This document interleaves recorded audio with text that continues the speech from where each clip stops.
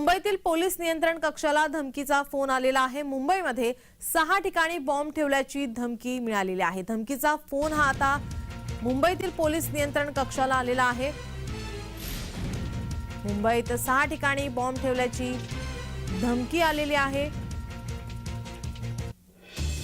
आता हा फोन कुठून आलेला होता या संदर्भात पोलिसांकडून तपास सुरू आहे। आपले प्रतिनिधी अनिल सावरे आपल्या सोबत फोन लाईन वरून जोडलेत। अनिल, काय अधिकची माहिती?